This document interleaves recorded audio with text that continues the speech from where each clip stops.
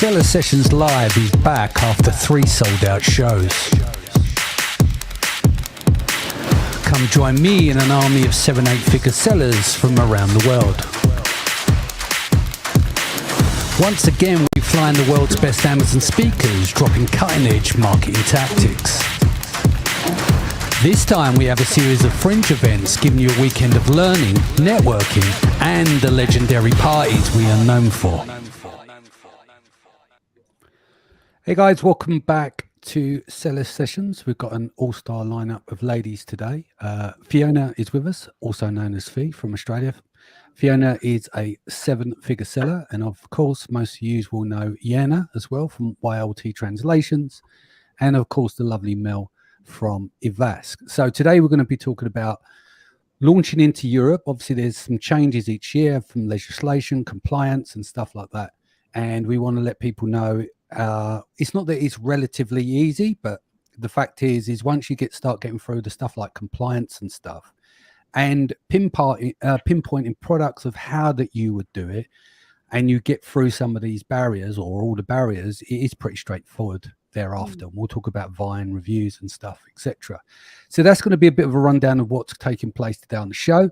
Starting off, we woke Fe up at 4 a.m. instead of 3 a.m. So we started at 5 p.m. UK time. It's now 4 a.m. over there in sunny Sydney. Welcome to the show, Fe. Thank you, Danny. I'm very excited to be here and still got the matchsticks trying to open my eyes up. Yeah, very, very excited to have this conversation. Excellent. And up next, Jana. Hi, I'm Jana, owner of YLT Translations from Belgrade. It's +1. I didn't have to wake up, but I appreciate your enthusiasm, and it's great to talk to you again. So really excited about the panel today. And Mel, of course. Excellent. And Mel. Hi guys, it's Melanie Shabanga from AVASK Accounting. I'm one of the tax directors and partners for the firm, and really excited, and thank you, Danny, for having us. You're more than welcome. All right, let's kick things off. Me and Jana will go back to back on a few bits and pieces once we cross-reference over on keywords, etc. But first, let's start with the really sexy stuff. Let's start with some compliance and the pain that you've had to go through recently for your EU launch. We'll break that out a bit, things that people can look out for. And then we'll go into the even more sexier stuff. We'll go into VAT and tax, because I know that's exactly what Amazon sellers love to do 24/7. So kick off with Fe, you go first. Yeah, so look, selling 3 years now and have been planning to launch in the EU now for 4 months. And I'm glad that I started last year. I knew I wanted to launch into EU this year around March, because there's a lot of pieces of the puzzle that need to be put into place, and it takes time to do that. So you really do have to start planning ahead. And the area that I found really complex, because I also am in the children's category, is the compliance side of things. So in terms of compliance, there's multiple moving pieces there as well. So firstly, you've got your compliance testing reports. So thankfully, I had already tested for compliance because I sell in the UK. So I also did EU at the same time.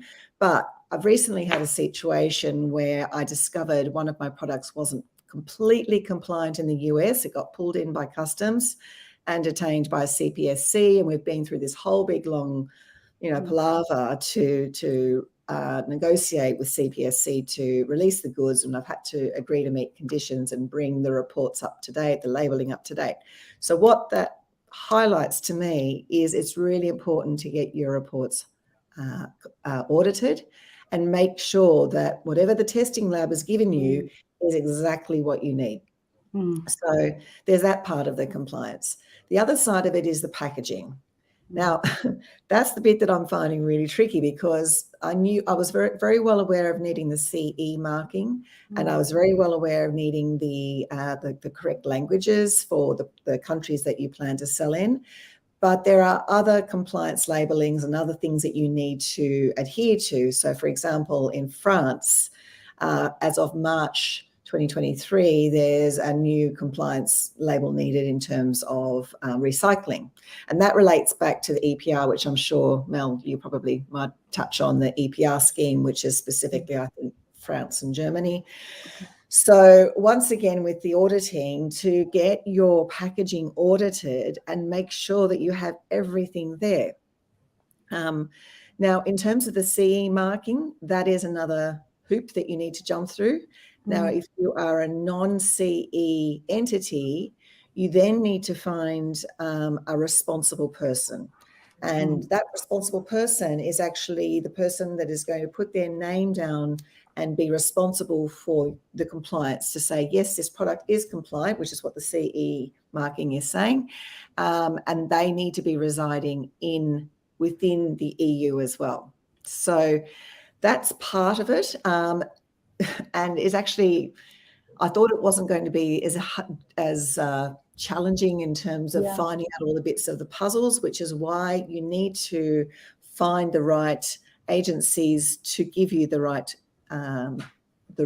advice. And then also you've got to redesign all your packaging or your inserts and make sure they're in the right language. So from a design perspective, you've got to go through that, get the translations done, which of course we will talk about as well with Jana. So yeah, it's been quite a lot bigger than I expected it to be. And it does take several months to prepare for that. It's not something that you can say, oh yeah, I'll start in the EU next month once you've got your VAT. The compliance takes a while. Cool. Is there anything else, any key takeaways there for that part? And then we'll go to Mel, and then we can come back and discuss multiple areas in a bit. Yeah, look, I just think it's just making sure you have checked and double checked everything, because you know, as I've discovered in the US, and you think you're fully compliant, and then to find out that you're not can be quite, you know, devastating to the business, especially if there's fines or product recalls, all those kind of things. So you've got to make sure that is really, really tight. You know, and then in terms of packaging, and if there are specific labels that have to be in specific countries, one of the ways that I'm getting around that is you have your base packaging, but then there might be stickers that go on to products for specific countries. Because I was looking from it, because I love design to look beautiful, and you get to the point where there's so much information that needs to be on the package. You're like, oh, you know, where are we going to put this so that it doesn't, you know, look really ugly? So we've come up with the idea of, we'll have all the base information there in the base languages, and if there's a specific label that's only for one country, then we'll just whack the stickers on for that. Cool. Mel, over to you. Yeah. I mean, Fe has just outlined that, you know, launching in Europe or in the UK, it's no longer one of those things that you push a product via Alibaba and you land it here, you've got VAT, you launch. So there is actually more that is actually required. I feel like the market right now, just, I think from a governmental point of view and the legislation point of view, the EU is tightening up. I think they're looking for now solid businesses. They are looking for people that are going to be able to follow some of the requirements that are available right now. So previously we were looking just as VAT only. That's definitely VAT is a must, and I'll say that it got worse after 2012, but even worse in 2016, when the local authorities started clamping down on everybody that wasn't compliant. So which means you were required to have this VAT, which is a tax that is levied on goods and services. And for people that live in Europe or in the UK, we are used of it.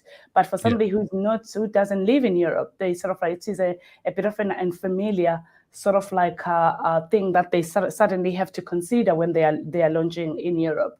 So the value, the VAT, it obviously differs in one country to the next, where there's different rates. So which means that it's just not you considering the fact that there's VAT, there's a strategy launch that is required in order for you to be able to enter the market. So a proper pricing strategy needs to be in place, taking into consideration that there will be the shipping, there's going to be the customs that's going to be required when you're launching your product. And now the EU reintroduced the legislation whereby there was 1st of July of 2021, there was IOSS and OSS that was reintroduced. And I want to say that, yes, I think the narrative that was being pushed out there was that we want to simplify the VAT, and also for people when they're entering into the EU marketplaces, it has to be easier for everyone. And also we want to look after smaller businesses. But I think people came into the EU and started launching more with the view that as long as I have one VAT number, that is sufficient for me to launch my product. Only to find that, yes, that's okay for you to have the one VAT number. We had Brexit come through, so which means that the UK had now different tax laws and they introduced PVA. So again, that put a bit of a spanner in the works because IOSS had already, wasn't introduced and IOSS kicked in. It just made the whole thing in disarray. So what we saw sellers registering for VAT, or we advised sellers to register for VAT in the UK, and then look at Europe. Yes, IOSS, OSS makes life so much easier. Store your product in one country and then boom, you're ready to sell. But if your product is not present in the other countries, then it means that you might lose a lot from other sellers that are registered in the multiple countries. So say, for instance, if Fe decided that she was going to take the route of one VAT number, which she doesn't, she's got multiple countries. But if she decided to launch in Germany to serve for the whole EU, that is not going to be sufficient because, yes, it's okay for her to register for VAT in Germany and then have the inventory delivered in Germany, and clients that are going to be list the products in all the other marketplaces. But from a client satisfaction point of view, clients want or buyers, they want to have products available closer to them in the countries whereby they are buying the products from. So which means that this is when maybe translation comes in, because Fe would have just thought that I'm launching the German platform, so I've got translations for Germany, absolutely fine, forgetting the fact that there will be buyers that are coming from France, Spain, Poland, Czech Republic, and in those countries, the delivery takes longer if you're only storing your product in Germany only. So you need to think about the fact that you need to bring your products closer to the people that are going to be buying your product. So have the multiple VAT numbers in order for you to be able to compete in the space, because you're competing with sellers that has been in the space for maybe quite longer. They've got 7 VAT numbers. They've got 8 VAT numbers. They are storing their products within Amazon and also at a third-party warehouse, say in the Netherlands. So I would turn around and say, when you're looking at launching in the EU, you are looking to compete with professionals from a selling point of view. Yeah. And I want to go back to the point there is most people win when they can build a moat around something. So to give an example, say that you sell on .com, great. And then you're looking at Europe and you're going, that's a ball ache. I'm not going over to Europe, too much compliance and everything else. But that is how you win. The way that you win, other than consistency, the way that you win is you're willing to take the early pain to deal with this shit. And then get over that, because what happens is that you end up going into this smaller moat. Yeah, I mean, there's going to be adjustments of cost, PPC cost, and launching. We're going to go into that. But let's just say that 90% of people say they're on .com go, do you know what? I'm not even going to bother with EU. They're missing a trick because the pain is at the very, very beginning. Yes, there's additional cost to your business. You need more cash flow, but you're an Amazon seller. You work that stuff out. Yeah. But it's really important to understand. But then I'll get to my point shortly of why you should bother and why you shouldn't bother based on the product by product level as well. But that's like where we are at the moment. So let's just say you're on .com. You're in a super competitive niche. If that's ubiquitous, it will still be competitive other places. But if you think about it another way, one of the reasons why it's so competitive is because the barrier on the US is a lower barrier to entry. Yeah. So you have more competitors. But if you're willing to step aside and go into the moat and break through the barriers of the moat and then in there and sell, the chances are you're in a smaller catchment pool which will become less competitive because there's less people willing to go through the pain to do so. I can absolutely agree with that. When Danny's been helping me research, and one of my products which was an original design of mine, now has multiple copycats in the US, and they're not in Europe. So it makes complete sense now for me to build more of a moat around that product by taking it to the EU, where these other people, and they're mostly Chinese sellers, they're not going to be in the EU. And so it's going to allow me to put more strength around that product. Absolutely. Yeah, I would say, just to maybe reiterate on what Danny just said, that's where there is the higher barriers of entry, that's where money is. That's where you will survive longer and probably long term. Yes, it's painful to sort of like enter that market because all the things that you've got to do. But again, you are an entrepreneur. That's why you sell on Amazon, in order for you to be able to come across those issues and find a solution for them. And that's why there are the providers that are available. And I would turn around and say, we're saying that it's harder to launch in Europe now. Probably it was harder even in earlier years, whereby people just came into the market and launched their product. 5 years, 2 years later, they were being attacked by tax authorities to ask them for millions that they haven't actually submitted on taxes. So you would rather know very well that you're entering in a market and you know exactly what to do. There's been recently an introduction of EPR, which is extended producer responsibility. And again, if you think about that, that's not the tax authorities sort of like putting a spanner in the works for anyone. It's because at the back of our mind, we need to be responsible about the product that we are putting into the market, and know exactly that once Melanie has bought this product, she's not going to chuck away the plastic in the bin and end up in the oceans. Somebody has to pull that plastic back from the oceans and recycle it, or maybe somebody needs to make sure that that product doesn't even touch the ocean at all. So that is also another responsibility that that we have to be maybe be careful about. So which means the product that you are launching now, you're not going to be launching a Christmas jumper with many lights around it. Why? Because you need to think about the textiles. You need to think about the electronics that are attached to the jumper. So when that product is being recycled, somebody needs to do some pulling up. There's some hard work that is involved in that. So we just need to be conscious about what is it that we are launching. How are we actually, how are we producing our product? How are we going to launch it? Whom are we going to be selling it to? What's the end game for the product that we've put in the marketplace? So that's what EPR does. I know it sounds like, another step that I've got to take, but I would turn around and say, for an entrepreneur that is obviously conscious about the environment, maybe they're pushing us to be more careful about what we put in the market.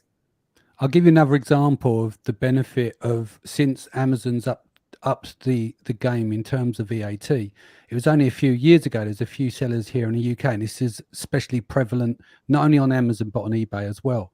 There was a lot of overseas sellers that were skirting the whole thing around VAT.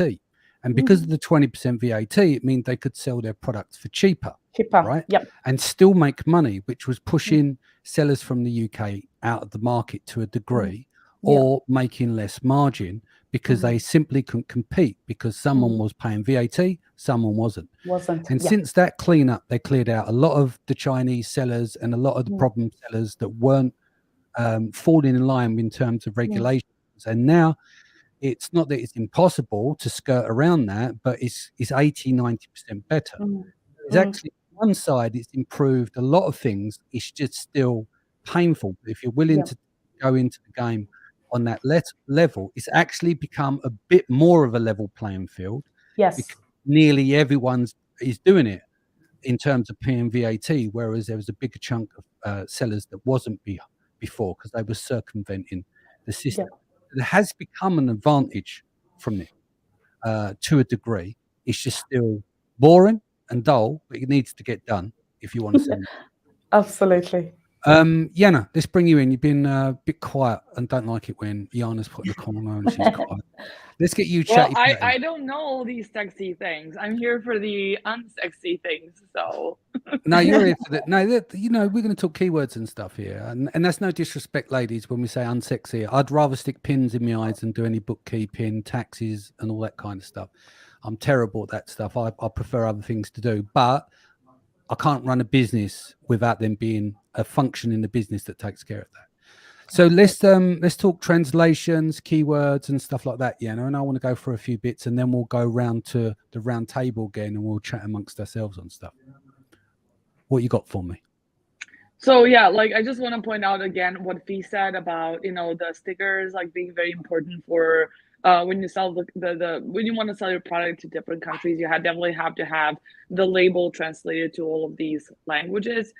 Sellers still don't pay enough attention to that, and as you have sold it with, like, you know, peel and seal label, that is basically the easiest solution to cover all of the languages, and just kind of to glue like all 5 or 6 of them like in the back of the packaging of the product, and basically just get those 60 to 80 usually words just translated to make sure that your product arrives to the final destination. But when it comes to keywords, what I've seen is, I mean, there've been a lot of shifts when it comes to, you know, like the software tools, like Data Dive, you know, using Jungle Scout instead of Helium 10 and so on. So, you know, I'm a big fan of Helium 10. We've been using it for years. We've got like some great results. But for some of the products, it really depends. Like you really need to mix and match. Like Jungle Scout, from our research, has had really good results for international marketplaces and Japanese marketplaces, especially. Not a lot of tools had that data that good. I think Jungle Scout kind of invested in a lot on like beating all other tools on that international level of marketplaces. So you're gonna want to take also their data into consideration. I'm just saying, you know, kind of mix and match like different tools. Don't rely on one only, because it all depends on your competitors. Like if you have a lot of competitors on a new marketplace, of course there's going to be like much more data. But what are you going to do when you don't have any competitors, or maybe you're selling like a super niche like product? You know, in that case, you should better go to Google into Keyword Planner and check out the search volume for that product, and, you know, just see how well it is doing. In that case, there's no use of any of the Amazon specific tools. So basically that's what we've seen, kind of the rise of like Jungle Scout for like the international marketplaces. Data Dive, I really like using that tool. And they switched now to Jungle Scout, but their data is, you know, basically the Excel formulas that we used to use a couple of years ago, just kind of put in a software, and I really like it. And then of course, like, you have Helium 10, and you have to use Helium 10 for a bunch of things. So it's like mix and match, as I said, like depending on the product, depending on the niches. And when it comes to keywords, what we've noticed recently is, so health claims have become, I mean, it's always been like a problem, like how to actually, how to put the health claim into narrative of your own listing. So what we've noticed now is that even if you were to write, let's say, this product may help increase something, or might be good for your lungs or whatever, this is all going to be banned now. Like, because on European marketplaces, they were not as strict as they were in the US, but now we've seen they push it more and more. So this is something where we've seen that change, like content wise. You really have to like completely rewrite that part. Like even if you have it like written in English, like saying that something will increase your abilities or relief or something like that, because I've seen listings that have that content, they're still like on Amazon. When you do like a fresh content creation, like on translations, you have to change it with something like you can gain the ability or more focus on something, but literally putting it so that it's up to you how your body is going to respond to that. It's kind of really like on thin ice right now. And earlier there were not that many restrictions. Like there were many when it comes to like, you know, general rules and stuff like that, but like now they were like even like banning the may, might, and stuff like that could fly earlier.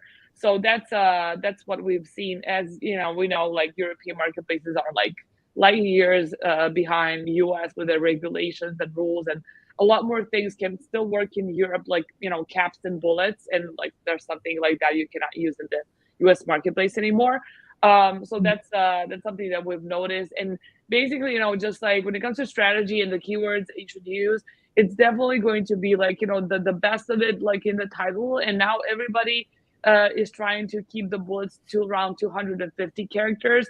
And I haven't seen a lot of like those very like long novel bullets for a long time, but there's still some. But like more and more brands are just like pushing that maximum of 250 like per bullet, and just like maximizing on the keywords over there. And of course you have in US listings, what my suggestion would be like to always put the bilingual option for it, to have the listing in the US market to be also available in Spanish. Now you cannot do that on your own, but you have to reach out to Amazon support, and then your rep can change that for you. So unfortunately you cannot do that manually, but I certainly recommend people that are selling the US and are not on the Mexican marketplace to still put Spanish translation and the keywords and all of that, and reach out to Amazon seller support to integrate that into their listings. And of course the keywords. And I also had a couple of posts on LinkedIn saying that, you know, like as Melanie said, you know, like you want to have like 7 VATs, not like one, and like selling with all that, like one company and like one VAT across all other marketplaces. You have to, you know, like talk to the audience, to speak their language. So what I've also seen that like in the keyword results, when you have, let's say, a German keyword research for a product, if there are like some words that you think they're weird and they don't sound like they're German, they're probably going to be from another language that has probably a dominant population of that nation in the country. Like, let's say, Turkish people in Germany, or, you know, like in Switzerland, there are like so many different nations. So don't think that these keywords are just like mumbo jumbo, like whatever you have, like crazy search results. But do a little research on that and see like if you can actually use those keywords and target a specific niche of people that are interested in your product, and then put those in backends. Like don't use them in your front end listing, because it would just sound weird. Because you're definitely going to hit like the majority of your you know, target group is definitely going to be Germans in Germany. But definitely put it in backends or somewhere where it could still be keyword that would trigger your product to show up, just not put it in product listings. But we've seen this a lot of times, and sellers really think that it's a mistake or misspelling or something that they don't understand. And that's highly likely because it's written in a different language you should definitely use in your backends. So that's a little update for me. Cool. All right. I'm going to go, before you do any of this stuff, the first thing you need to do, and I've seen people do this time and time again and waste their time and money coming to Europe. So looking at your own catalog, because generally what people do, they'll say they're starting on the US. They will go, okay, we'll go to Europe, or we go to Japan. And this goes for any market, what I'm covering here, and you can extrapolate across. So let's just say you've got your product catalog. What you got to work out is there's key areas to think. When you sell on .com, what do? We go into the niches, right? So just because it's niched down on .com doesn't mean it's going to work anywhere else. Let me give you an example. If you're stupid enough to sell umbrellas, which I advise not to, you will realize that it pisses down with rain in pretty much every country around the world. So that becomes a ubiquitous product, right? But if I give you, as an example, never sell these, this is just an example, a taco holder, and you're on .com and you were killing it with a taco holder, it has Taco Tuesday. Culturally, it's significant, and there's going to be a lot of people. Look for a taco holder on any European marketplace, you will get zero comeback. So what you got to understand is, what type of products have I got? And then all you need to do is to go over use your brand analytics report to each country. Spend 10 minutes in those. Now I'll get to other reasons why, but for a quick look, go through your product catalog, see what could work in these different countries. Use Google Translate as a short-term solution, ChatGPT or things like that for variants, and spend a bit of time, and you can work out within a couple of hours whether your brand that you say sell on .com will work in Europe, right? The second thing, You need I have to a good example, just like to just attach it to the first thing. This is a really good point, because this is what I always say. And like this report that we started offering now with the due diligence, basically the first thing you should start is in brand analytics. And there's like a really cool, because you can also see like the high, the demand of your product, like high versus low. And just like, it's a really good overview, and you can do it on your own. You don't have to hire anyone for this. Like, this is something you can do by yourself. So a really good product that's like really not doing great in the US is like this like portable AC, this little cute plastic thing.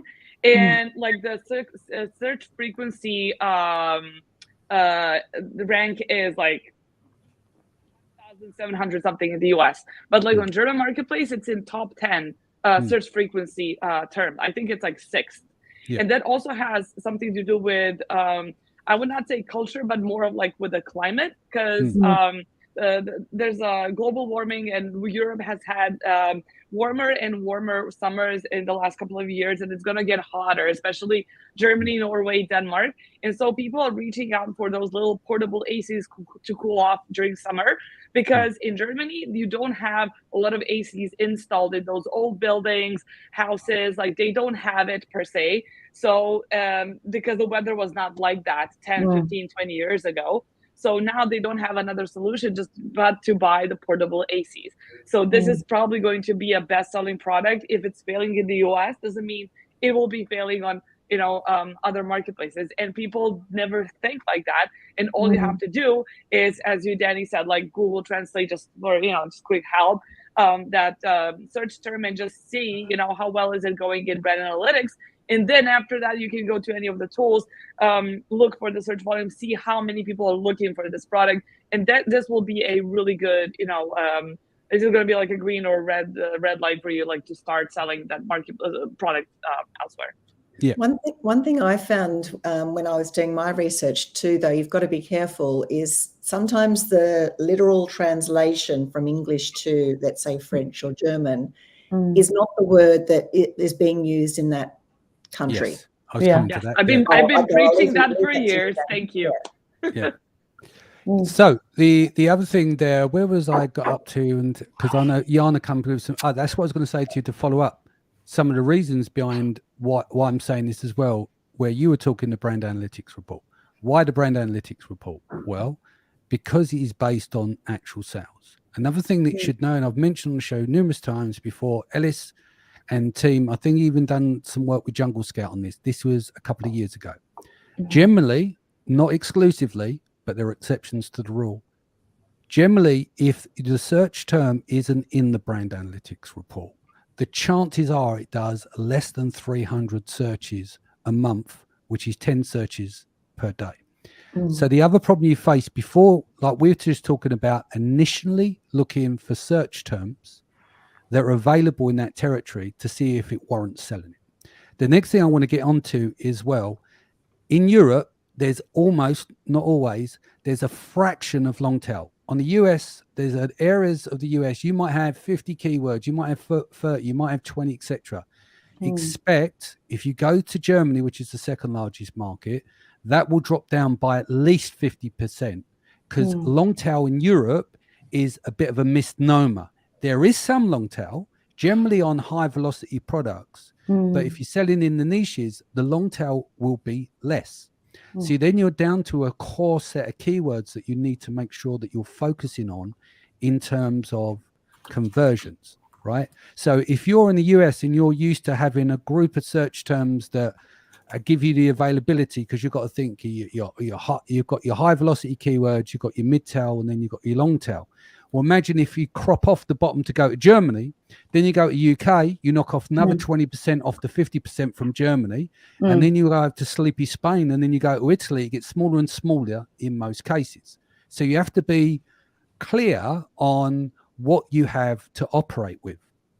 I'm just looking at some of my notes. The other thing, going back to what both the ladies said, search terms culturally are different. An example, in the UK, we call it a cooker. In the US, we call it a stove, or there's completely different search terms. Me and Fe was going through stuff. When she came to the UK, we were here 4 days working. There was an issue with some keywords in Spain that we were contacting my designer and people that who speak the native tongue, just to say, do you know what they would call this, right? And it took us forever, but we finally found it. That's more in depth in terms of your keyword research. So key thing is product market fit. Is it going to fit the market? Is it a ubiquitous product? Is it a product that's more into the niches? Can I actually find enough search terms? Because we're not going to purely rely on say gift keywords and stuff like neighboring keywords. They're going to have to be very relevant, because you can't take them chances. The gift keywords are a gift if they're successful. That's when you use keywords as a gift, but you need to make sure you've got at least 3 to 5 reputable in terms of velocity to have enough sales for you to compete on. So you might have also a product not to be too broad one, just to add this thing. Like a lot of sellers, when they do the due diligence, they use a lot of very broad keywords, and they think that they're gonna get like super successful just because they use sports equipment and they're selling nunchuckies. You know, it's not the same thing, and it's very, very misleading. But a lot of people think like, this is good enough, let's do it, you know. And mental gymnastics, exactly. So you start playing with your own psychology to convince yourself on a bias situation rather than what really matters. If you go there and you have to do mental gymnastics, or you go, oh no, because you're in love with your own product, it's your baby, right? They say one of the products, I really want to get that Europe, you've got to be realistic with it. Now, if you want to bring that product to Europe as a punt, you can do it. Let me explain. Let's just say that you've got 3 or 4 core products. You've got the economies of scale, because you've got to think about your cost of logistics. And then you've got to think about where is your 3PL sitting, which is going to be the most cash effective to go to these different marketplaces. So it's centralized. Once you turned inventory 2 or 3 times, when you take a punt and say, I want to bring a few hundred of those in, etc., your cost scale goes down because you've already built in the efficiencies in your business. So you want to make sure is across all the markets, is this worth doing? Because you might actually find that the only market you go into is Germany and UK. Or you might find that France, you'll kill it because for some reason your product works. France can be, it's like the naughty stepchild, you know, it's one of those like that sometimes can really, really work. I know I've got, through the agency, I've got sellers that absolutely kill it in France, but can't get arrested in Germany for nothing. Yeah. Right. And you think Germany is the second largest market. So this is why this stuff's important. First step, as I said, go in, spend an hour, brand analytics report, go and see generally if there is some, flurry in the market and worth looking at. Make a note of that. Narrow your product catalog down. So let's say you got 10. You bring them down to the 3 that shows the most potential on the initial search. Then you do a deep dive into those searches. Then you're going to work out, these are the products I'm bringing. Then you're going to decide, well, where do we cross-pollinate in terms of putting them in the container?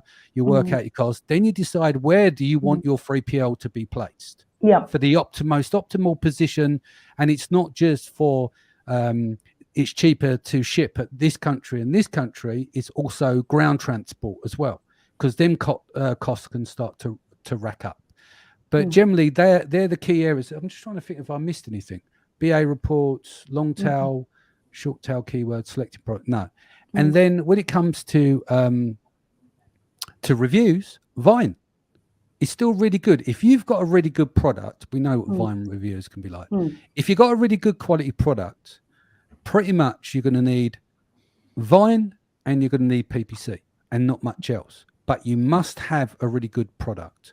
You know, there were some people kick off with Vine 15 to 20, 30 reviews, and you're not waiting 6 months, a year. Right? In most cases, I've spoken to other sellers about this, and they were surprised because they were scratching their head. Well, what should we do? What should we do? And it's like Vine, PPC, job done. Yeah. But that's really is all coming down to the quality of product, or you're going to get annihilated, especially in Germany. The Germans are very straightforward when they talk about stuff. They annihilate you.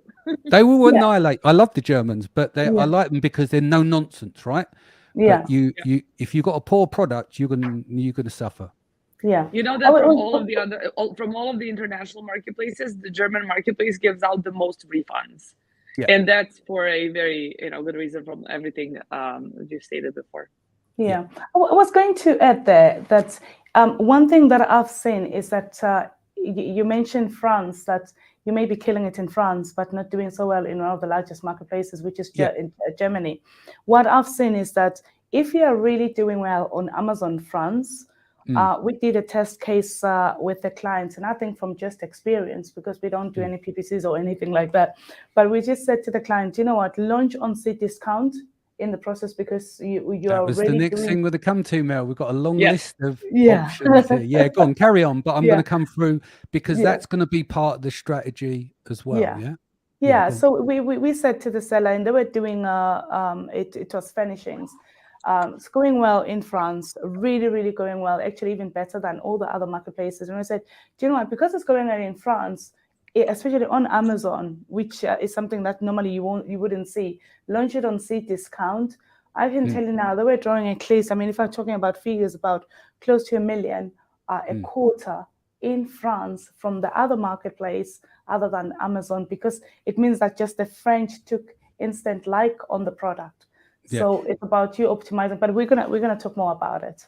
Yeah, we'll come over to these now. Actually, I want to congratulate Fe for doing 1 million on Australia, Amazon Australia. Yay! Congratulations! We're starting to see some awesome. Movement in that market as well. Yeah, that's good. The growth is phenomenal. Oh, that's amazing. Well done. Let's keep it 100.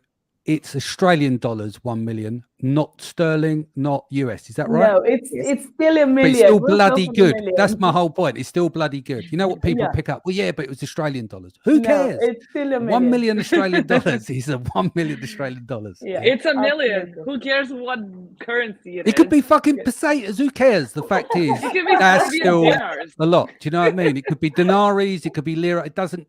The fact is, that's a lot. And that but it's where you live. It's where you are tax resident of. So she's tax resident of Australia, so it does matter and it does count. Yeah, but the fact is, it's been a bit of a tough ride. Australia, I think, we've tried to revisit in terms of the show, bringing people on to encourage that, and it was a bit of a slow burner.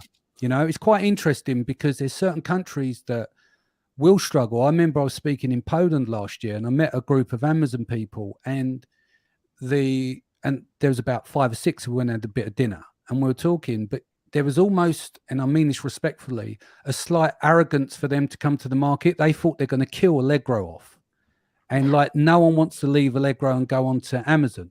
And they were so surprised. Well, they kind of admitted themselves, it's like, yeah, but we're Amazon, as if to say everyone's going to jump on the gravy train, and they didn't. So that's why they was at that particular event, because they want to get to Amazon sellers to really start to get them, the internationals that are flying in, to go into Poland.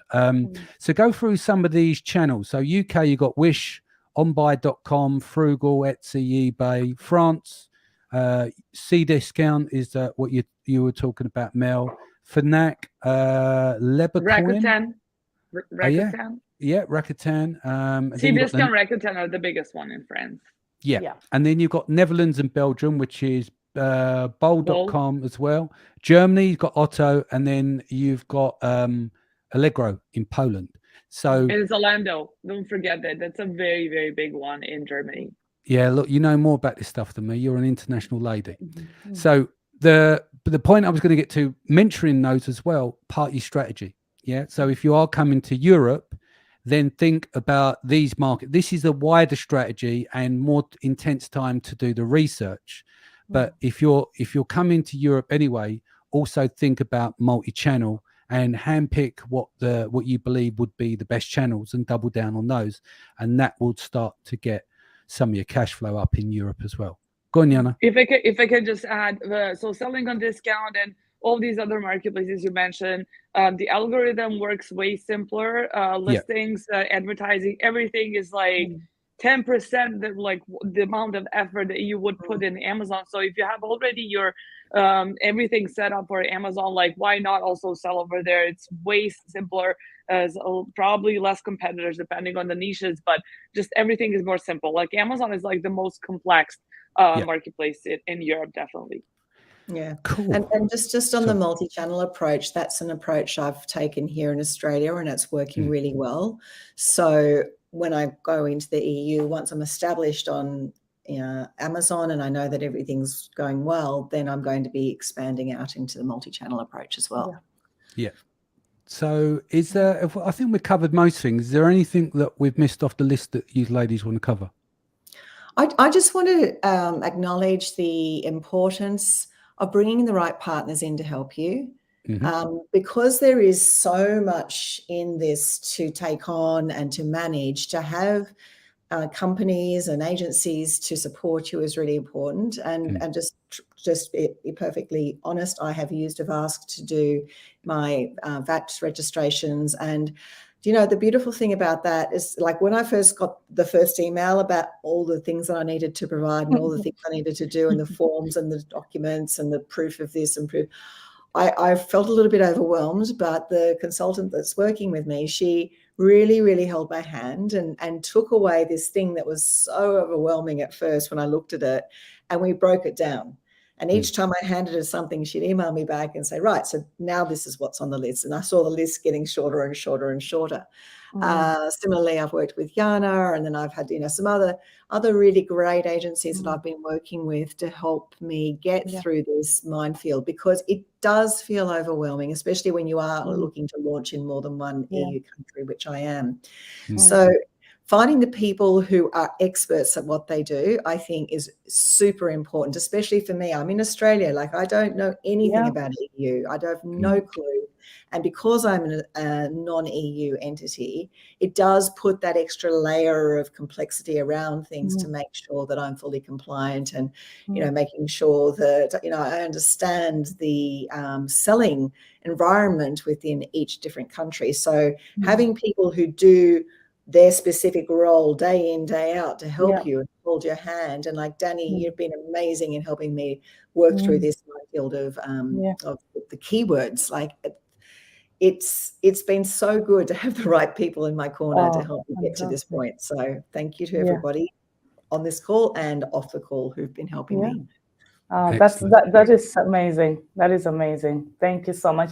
I was just going to add on that the one thing probably that we missed out, it was on managing the currency fluctuations. Let's cover that. Another sexy subject. Go on, Mel, hit us. Give us some coverage. I would seriously turn around and say, right now, we're sort of like our country's economies, they're sort of like moving up and down. Definitely have a currency provider, because you'd be surprised how much you save on that. Now, I saw in our company accounts, so when somebody is producing a set of accounts, they're going to be, especially if you deal on multi-currency, you're going to see that, you know, there's losses on gains. I know from an accounting point of view or from an entrepreneur point of view, that is an artificial cash movement, whether it's a positive or negative. But if it's positive for you from a business, you can save a lot if you have a third party, not your bank, your third party that is supporting you on mitigating those currency exchange rates. And you could be able to keep your money in that currency that you received in until the rates improves. If it hasn't actually, the rate is not great at that point in time. So I'm going to make an example for you, Fe. You're getting money straight using the Amazon service of translation. You might be charged something like 3%, 4%, and other marketplaces, they charge different rates. But if you have a currency provider, that is going to help you massively to just mitigate those charges.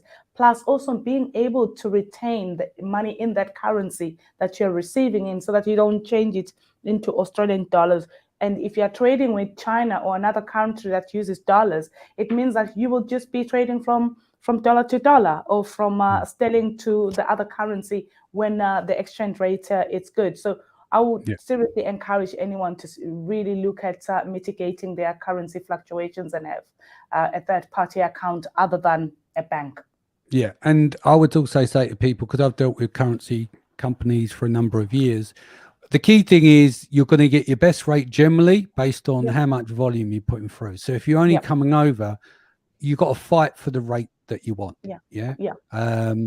people can get it really low, but they've got to be realistic with that. I love it with currency companies because they will try and differentiate themselves by saying how good their customer support is. Yeah. But there's no real loyalty there. You speak to anyone, Amazon seller who's dealing with currency rates, everything comes down to what's the rate? Is it cheaper than that person? Goodbye that person. Hello you. That's the reality of the rate stuff. But if you're not already putting money through currency companies, your rate will start higher and then you negotiate it down based on it inserted targets of turnover. If you're in the UK, for instance, and you're selling on US and go to Europe, you're probably putting money through because you convert into USD for buying from China anyway. You're putting the volume through. So, you guys know what you're doing anyway, and you're going to have very sensible rates if you've negotiated properly. Yeah. I was going to say that if you're using a currency account, I find it like, and this is what we did ourselves, because we just thought, oh, we've got a currency account, it works. I think keep in touch with them probably on a quarterly basis, just to make sure that they are giving you the right rate, because even if you are having a lot of sort of like exchange rates, money that you're pushing through, the rates can just sort of slowly creeps up. Before you know it, you are actually back to square one, whereby you are charged something like 3%. So I would seriously do a quarterly check-in as far as like what rate are you actually using or are they giving you at that point in time. Excellent. Cool. Fe, what's the best way that people can reach you? I have a Facebook page, Fe Soutter. So just look at me there, and I share all sorts of videos about Amazon and about the mental game on Facebook. Excellent. I'll just read this. Alex come back and says, Revolut and World First works perfect without any additional charges. Jana, best way that people can reach you? LinkedIn. I have a lot to say on LinkedIn, and if you have any questions for me, that's the best way to reach out. I'm basically online every day over there. So if you want to know anything about, just due diligence for certain segments of your business, or content, or getting an audit of your already translated listings that are not doing a great job, just reach out and I'll be happy to hop on a call. Excellent. And Mel, best way to reach you? Best way to reach me is LinkedIn and Facebook, available on both channels. Slide me a message. I'll be able to support you further. Excellent. Guys, thank you for joining us today. Sharon will be back here tomorrow. I'll see you next week. Take care of yourself and your family. Much love, and I'll see you again soon. Thank you.